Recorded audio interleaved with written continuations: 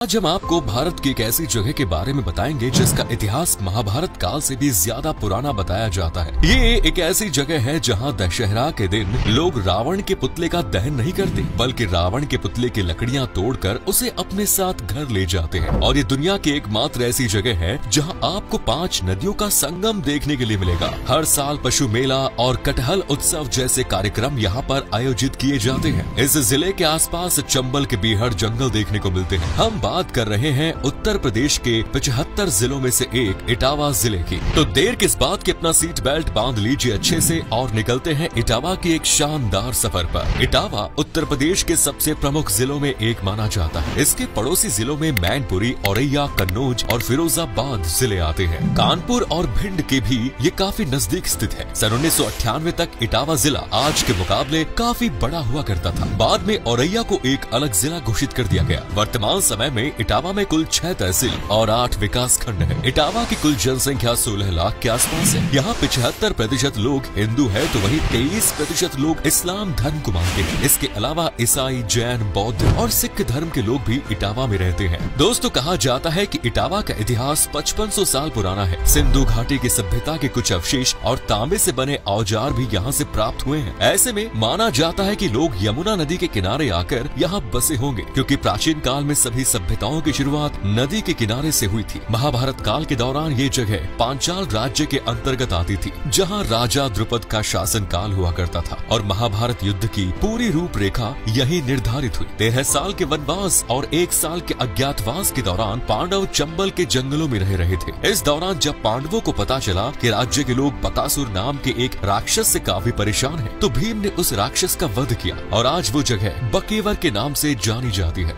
राजा भारत के उत्तराधिकारी को इटावा का संस्थापक माना जाता है। गुप्त, नागा, कुषाण और कण्व राजवंशों और गुर्जर प्रतिहार के वंशजों सहित कई भारतीय शासकों ने इटावा पर अपना शासन चलाया है। वंश के वारिसों ने भी इटावा पर शासन किया। आपको बता दें कि जैन धर्म के तीर्थंकर भगवान महावीर ने भी अपने जीवन काल का कुछ समय इटावा में बिताया और लोगों को उपदेश दिया था। खुदाई के दौरान यहाँ के कई जैन प्रतिमाएं प्राप्त हो चुकी है। पूरी दुनिया में इटावा ही एकमात्र ऐसी जगह है जहाँ 5 नदियों का संगम देखने को मिलेगा। यहाँ पर चंबल, यमुना, सिंध, पहुंच, कुंवारी नदियां आकर मिलती हैं। इस स्थान को पचनाड़ा के नाम से भी जाना जाता है। राजा जयचंद और मोहम्मद गौरी के बीच इस स्थान पर भयंकर युद्ध भी हुआ। इस युद्ध में राजा जयचंद और उनके सेनापति सुमेर सिंह की मौत हो गई थी। बाद में यहाँ पर दिल्ली सल्तनत के शासकों ने राज किया। मुगलों ने भी यहाँ पर लंबे समय तक शासन किया। सन 1751 से 1766 के बीच इटावा पर मराठाओं ने राज किया और हिंदुत्व का प्रचार प्रसार किया। बाद में ब्रिटिश ईस्ट इंडिया कंपनी ने इसे अपने कब्जे में ले लिया।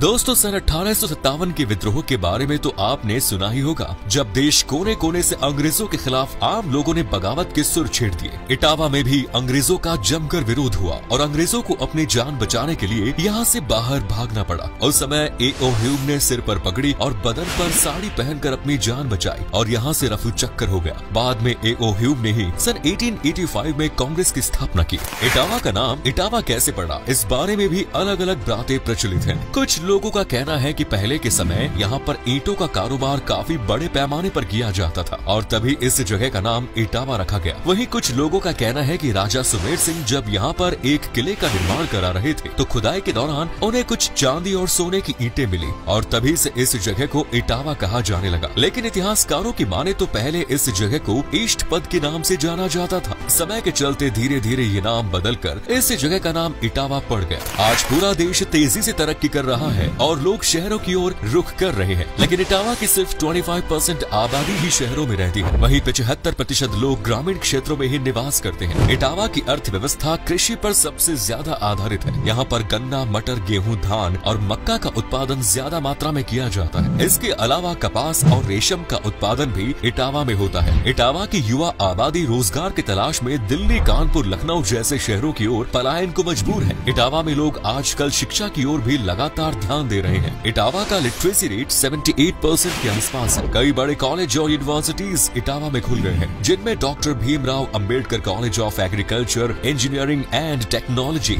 Uttar Pradesh university of medical science, Nityanand महाविद्यालय जैसे शिक्षा संस्थान शामिल है। हर साल हजारों की संख्या में बच्चे इन विश्वविद्यालयों को कॉलेज से शिक्षा प्राप्त करने आते हैं। दोस्तों, इटावा को साहित्यकारों और कवियों का गढ़ कहना गलत नहीं होगा। यहाँ पर गुलाब राय, द्वारिका प्रसाद प्रसाद शर्मा, श्री नारायण चतुर्वेदी, शिशुपाल सिंह, नीलकंठ भट्ट जैसे कई साहित्यकारों और महान कवियों ने जन्म लिया है। उत्तर प्रदेश के पूर्व मुख्यमंत्री मुलायम सिंह यादव और अखिलेश यादव भी इटावा से ही ताल्लुक रखते थे। आपको बता दें कि भारत के पूर्व राष्ट्रपति डॉक्टर जाकिर हुसैन ने अपनी एजुकेशन इटावा से ही प्राप्त की। इटावा अपने ऐतिहासिक त्योहारों के लिए भी प्रसिद्ध है। हर साल नवंबर महीने के अंत में इटावा में महोत्सव का आयोजन किया जाता है। इसे इटावा नुमाइश के नाम से जाना जाता है। इस दौरान एक विशाल मेले का आयोजन होता है, जहां पूरे जनपद के लोग अपने परिवार वालों और दोस्तों के साथ आते हैं और जमकर मौज मस्ती करते हैं। इस महोत्सव की शुरुआत सन 1888 में एक छोटे से मेले के रूप में की गई और आज ये महोत्सव पूरे इटावा की शान बन गया। कटहल महोत्सव का आयोजन भी इटावा में किया जाता है, क्योंकि यहाँ पर कटहल की खेती भी बड़े पैमाने पर की जाती है। इटावा अपने पशु मेले के कारण भी प्रसिद्ध है। सदियों से ये मेला यहाँ पर आयोजित हो रहा है, जिसमें लोग गाय, बैल और अन्य जानवरों को खरीदने बेचने के लिए आते हैं। पहले के समय में दूर दूर से लोग पशु मेले में व्यापार के लिए आते थे। यहाँ की जमुना पारी बकरी की डिमांड भारत के अलावा अन्य देशों में भी है। इस एक बकरे की कीमत 15 से 20 हजार रूपए तक होती है। इटावा के मेलों में हैंडलूम का सामान भी आपको काफी किफायती दामों पर मिल जाएगा। इसके अलावा इटावा में रामलीला का त्योहार भी धूमधाम से सेलिब्रेट किया जाता है। लेकिन यहाँ पर एक बेहद ही अजीब परंपरा देखने को मिलेगी। इटावा के जसवंत नगर नाम की जगह पर एक विशेष रामलीला का आयोजन किया जाता है। इस आयोजन में रावण दहन नहीं होता, बल्कि रावण की आरती की जाती है और आरती के पश्चात रावण का जो पुतला बनाया जाता है उसे लोग अपने हाथों से तोड़ते हैं और पुतले की लकड़ियां अपने घर ले आते हैं। लोगों का मानना है कि रावण के पुतले की लकड़ी घर में रखने से भूत प्रेत और बुरी आत्माओं का साया उनसे दूर रहता है। पिछले 160 सालों से भी ज्यादा समय से इस विशेष रामलीला का आयोजन किया जा रहा है और रामलीला खत्म होने के कुछ दिन पश्चात रावण की तेरहवीं भी यहाँ मनाई जाती है। कुछ साल पहले यूनेस्को ने रामलीला के ऊपर अपनी एक रिपोर्ट पब्लिश की और उसमें भी जसवंत नगर की रामलीला के बारे में लिखा गया।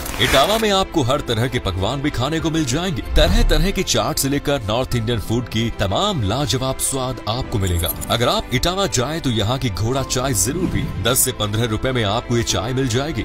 इस चाय को पीकर आप दिन भर तरोताजा महसूस करेंगे। साथ ही तीखे समोसे और मसालेदार कचौड़ी जरूर खाइएगा। इटावा में लोकप्रिय भोजन में विशेष मुगल व्यंजनों और पारंपरिक भारतीय मिठाइयों की बड़ी मांग है। दोस्तों, इटावा अपने पर्यटन स्थलों के लिए भी विख्यात है। यहाँ पर कई ऐतिहासिक धरोहर और मंदिर देखने को मिल जाएंगे, लेकिन सबसे प्रसिद्ध स्पॉट इटावा सफारी पार्क है। इटावा सफारी पार्क अपनी सफारी के लिए लगातार लोकप्रिय होता जा रहा है। यहाँ पर कुल 4 सफारी है, जिनमें lion safari, deer safari, bear safari और लेपर्ड सफारी शामिल है। सफारी के बाद राजा सुमेर सिंह का किला पर्यटकों के बीच में सबसे ज्यादा लोकप्रिय है। इसका निर्माण राजा सुमेर सिंह द्वारा कराया गया था और ये किला अपने आप में कई रहस्यों से भरा हुआ है। इस किले के भीतर एक सुरंग मौजूद है जो सीधे यमुना नदी तक जाती है। एक डाक बंगला भी यहाँ बनाया गया है, जहाँ बाहर से आने वाले गेस्ट ठहर सकते हैं। हालांकि कुछ साल पहले यहाँ आम लोगों के जाने पर पाबंदी लगा दी गई थी, लेकिन कुछ खास मेहमान अब भी यहाँ घूमने के लिए आ सकते हैं। और एक भोलेनाथ का मंदिर भी यहाँ पर बना हुआ है और कार्तिक पूर्णिमा के दिन बड़ी संख्या में श्रद्धालु इस संगम में स्नान के लिए आते हैं। इटावा के मंदिरों की बात करें तो टिक्सी मंदिर यहाँ का एक प्रसिद्ध मंदिर है, जो जंगलों के बीच में मौजूद है। कहा जाता है कि वशिष्ठ मुनि ने एक शिवलिंग की स्थापना यहाँ की थी और गर्मियों में शिवलिंग के ऊपर एक टिकरी लगा दी गई थी, जिससे पानी की बूंदें शिवलिंग पर गिरती रहती है। काली वाहन मंदिर भी इटावा का एक ऐतिहासिक मंदिर है। खास तौर पर नवरात्रि के दिनों में इस मंदिर में भक्तों की भारी भीड़ उमड़ती है। वहीं देवी ब्राह्मणी मंदिर का इतिहास 2000 साल पुराना माना जाता है। चैत्र पूर्णिमा के दिन इस मंदिर के आसपास 3 दिवसीय मेले का आयोजन किया जाता है। श्री पीलुआ महावीर मंदिर बजरंगबली हनुमान जी को समर्पित है।